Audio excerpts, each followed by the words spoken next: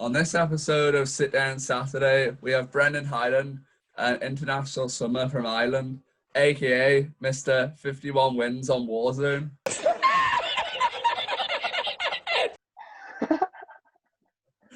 Appreciate it. I appreciate the clout. 1, 2, 3, 4, 5, 6, 2, 8.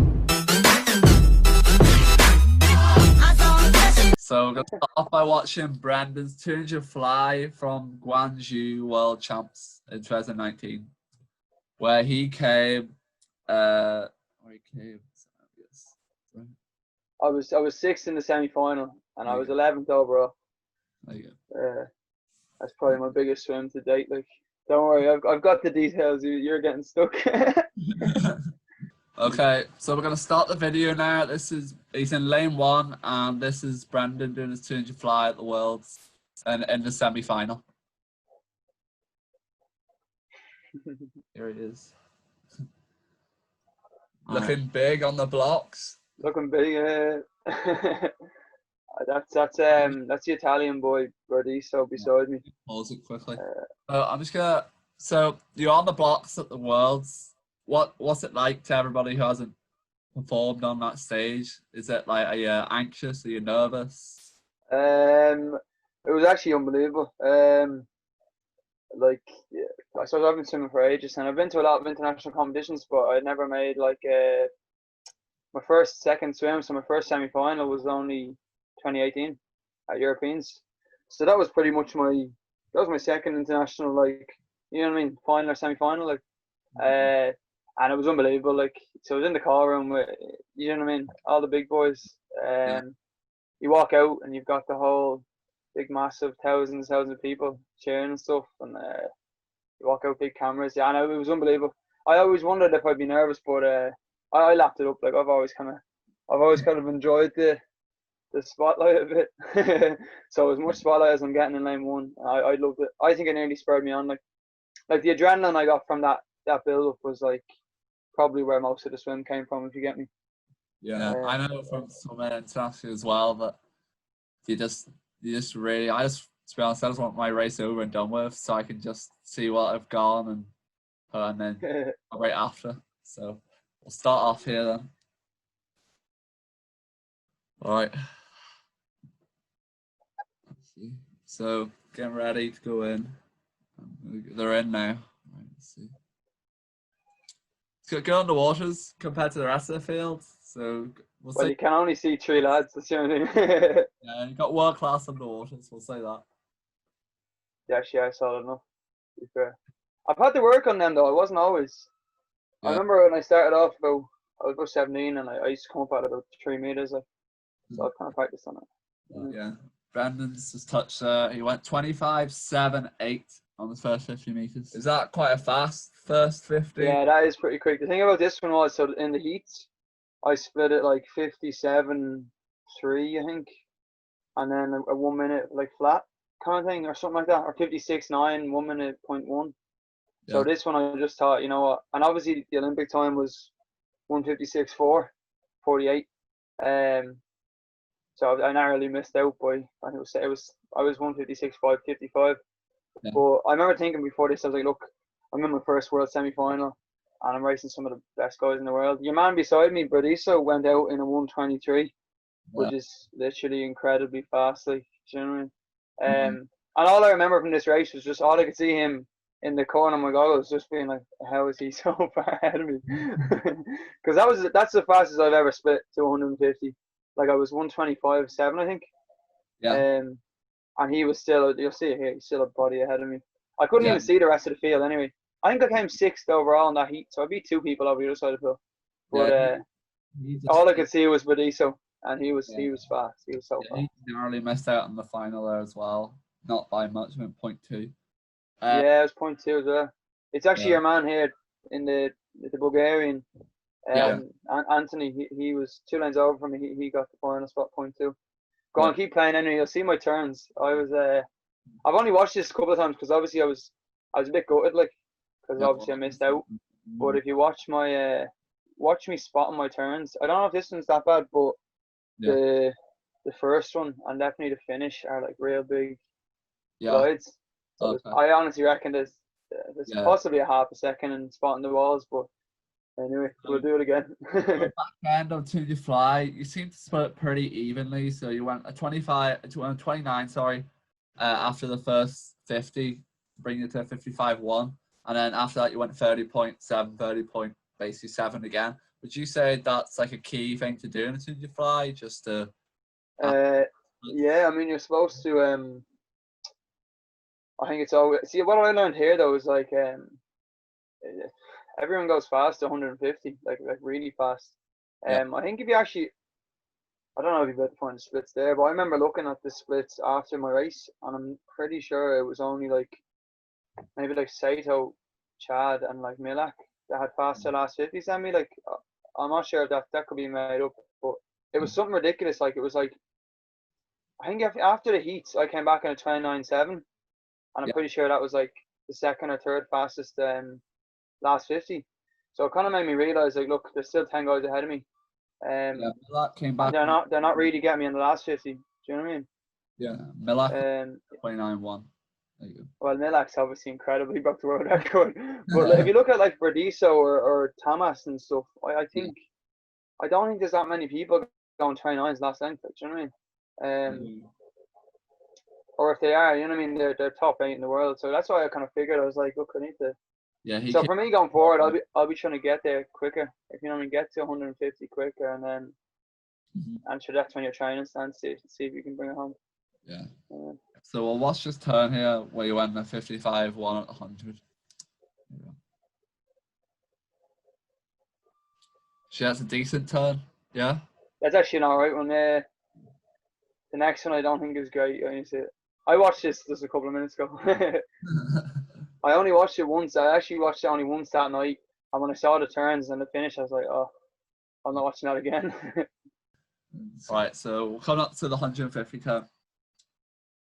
Still holding good form, I can see on the 2 kicks, 1 pole, all that. So. All that. What? Bro, what are you talking about, man? Third 50 is always the hardest part for me. I'm always like trying to just keep it aggressive because there, look, you see here, look. Yeah. Proper slow, like. Getting good underwater off every turn, to be fair. Was that Yeah, my underwaters have always been quite strong now. Well, I'd say the past couple of years, I mean. Yeah, I can see it But breathing. like it's taken me a lot of work, like, you know what I mean? It's not come easy. Yeah. You can see that you're breathing every 2 because I see that most people who like swim fly breathe every 1. Is it like you breathe every 2 or? I don't know really. I feel like if you're breathing every 1, you have to be flexible enough to get that extension so that you can get your body flat. Whereas I'm not that flexible, I don't think. So I feel like if I breathe every 1, my hips keep falling down. Yeah. Because I'm constantly up like this. Whereas if I just put my head down for 1 stroke, it kind of gets me reset again, and my hips come up. So I'm like, so I'm not going through the water like that. I'm going constantly up and then back down, up and back down. Okay. But it's just preference really. Like, and it's whatever way you kind of learn growing up. Yeah. Like, there's no point in me at mid-20s switching to breathing every stroke now. Like, do you know what I mean? Yeah. But if I had to switch that at 16, I might have been able to learn it. But it was just the way I kind of developed the stroke. So it works for me. So I'll stick to it. You know what I mean? Okay. Right. Well, see the finish here, and then we'll ask some more questions after. So you actually are pretty close to the Italian guy here. So. I know. Yeah, I was actually catching him. I could kind of feel myself. I don't think he split too hot in the last 50 because he was. Well, he was like, yeah. I don't think he was too quick. I finished 0.6 behind him. Yeah. Did you see my finish though? I don't know if it's. Yeah. Look at my finish again because I remember thinking like I remember I missed out on the Tokyo time by 0.07. So I'm looking at this going, look at this, like just little. Yeah. Oh, jeez. I remember being like, oh my god. You came. Well, yeah, look. That's pretty good for a semi-final at the Worlds. Yeah, it was alright. I was 11th overall. The bloke who came 10th was actually 156.5 as well. He was just like 0.0 something ahead of me. Yeah. But look, as I said, it was my first international, like the first world semi-final. You know what I mean? I thought. Yeah. To drop 0.7 on the day. Do you know what I mean? That's a lot. Like, there's not, and that's what they always say to us. They say, look, if you can drop time you'll fly up the rankings, and it's kind of what I've done every international. So look, one more big year, drop 0.7 next year, and I'm sorted. You know what I mean? What would you change in your race? You've always said about your finish, you think you could have taken off time, maybe get the Olympic time on that, but In that race, what would I change? Yeah. Well, obviously, I think the finish, because I actually did the same finish at Dave McCullough, so Yeah. it kind of like it doubled up annoying me. Like I know it wasn't the same time, but like I went 2 minutes 0.02 or something, and I probably should have been 1:59.9, 1:59.8. And I remember being like, I've done this twice now, so I definitely need to work on that finish. It's just like the timing of should I glide another one or take another stroke. But that's one. I suppose spotting the turns I thought was quite a big one. There was 2 turns I didn't spot too hard. And then other than that, really, I think it was probably the best I had in me. Other than maybe practicing getting out a bit harder, so like third 50. So rather than going from 29.1 or 29.3, I think it was it? What was my second 50? 29.38, yeah. Yeah, like I feel like rather than going from 29.3 to 30.7, try and go 29.3 and I get 30.0. Do you know what I mean? I feel like that's the next step for me. Because it seems to be what all the guys who are ahead of me do. Like, do you know what I mean? They go their second 50 time, and then the third one's a lot closer, and then they kind of hang on. I've kind of always had a good last 50, so I feel like if I can get the third 50, Yeah, quicker, that'll be the next little step for me. Yeah. So goal for 2021, obviously, get the Olympic time. Have you got anything like any other goals, maybe non-swim related or swim related that you'd like to get? Honestly, I don't really have a plan because I finished college just last summer, just before Gwangju, like, and I remember being like, actually, it wasn't even, it was actually after Gwangju. It was like, I had a repeat exam, so I didn't get my stuff until like October 2019 kind of thing. So my plan was always to just basically go from October until trials, qualify, and then make a plan after that.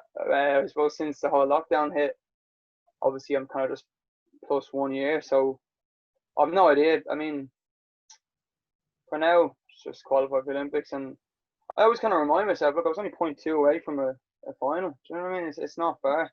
And obviously there's guys behind me as well, but sure, nobody looks back. Do you know what I mean? My God, I keep reminding myself that look, I'm pretty close to potentially being able to make a final. Do you know what I mean? Top 8, Yeah. and a final at the Olympic Games would be absolutely mental. So I'm not sure. Have any Irish person done it before? Or I don't think they have. So there you go. The stage is set. Like.